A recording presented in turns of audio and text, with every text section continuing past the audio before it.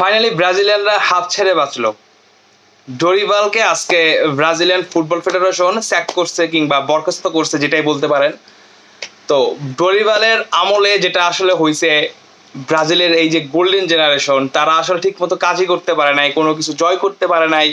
Copa America বলেন, international প্রীতি match বলেন, কিংবা এই যে আপনার কোপা আমেরিকা, ফিফা ফ্রেন্ডলি, কোনো কিছুতে আসলে ব্রাজিলের মতো খেলতে পারে নাই। রাফিনিয়া থেকে ভিনিসিয়াস, রদ্রিগো, ব্রাজিলের এই যে মিডফিল্ড, একটা জায়গাতেও ঠিক মতো নিজের ট্যাকটিক্স খাটাইতে পারে নাই, কিংবা ডরিবালে কোনো ট্যাকটিক্স ছিল কিনা এটাও একটা প্রশ্ন।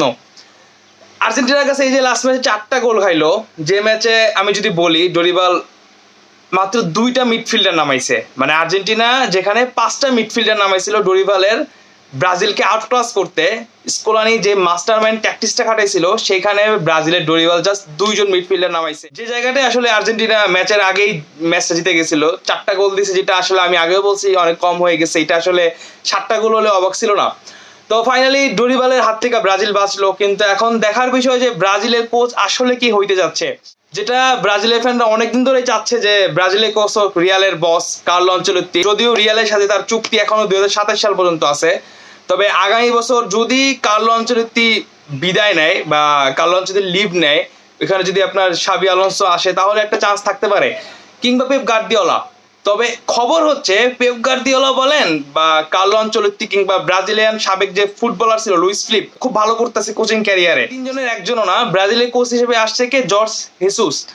জর্জ হেসুস হচ্ছে এমন একটা কোচ যে হয়তোবা ডরিবালের চেয়ে বেটার, কিন্তু আপনি যদি লং টার্ম চিন্তা করেন সেক্ষেত্রে ওই যে নাই মামার চেয়ে কানা মামা ভালো, এই টাইপের হয়ে যেতেছে। এই কোচের সাথে কিন্তু নেইমারের একটু ঝামেলা ছিল আল হিলালে থাকার সময়। আল হিলালের কোচ ছিল কিন্তু এই যে জর্জ হেসুস।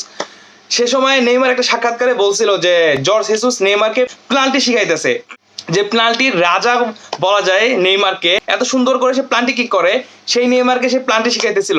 তো নেইমারের সাথে এই যে একটু ঝামেলা ছিল একটা টাইমে, বাট ওভারঅল যদি আমি জিজ্ঞেস করি ব্রাজিলের মতো একটা টিমে কেন জর্জ হেসুস, কেন ভালো কোনো কোচ না, আনচেলত্তি বললাম, পেপ গার্দিওলা বললাম, এরা হয়তো এখন কোনো ক্লাবের সাথে আছে, কেন আসলে ক্লপের প্রতি ব্রাজিলিয়ানরা যাইতেছে না, এটা আমি বুঝতেছি না। কিন্তু ব্রাজিলিয়ান ফেডারেশন বলতেই পারে সে এখন কোনো ক্লাবের সাথে নাই।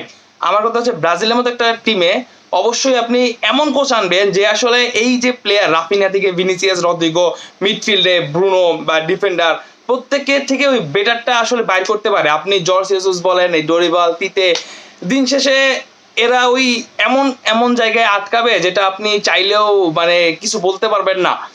হেসুস ডরিবালের চেয়ে ভালো কোচ, কিন্তু আপনি লং টার্ম যদি চিন্তা করেন, আপনি একটা ওয়ার্ল্ড কাপ চিন্তা করেন, সেটার জন্য অবশ্যই আমি হেসুসকে পারফেক্ট বলতে পারি না, অন্তত ব্রাজিলের কোচ হিসাবে।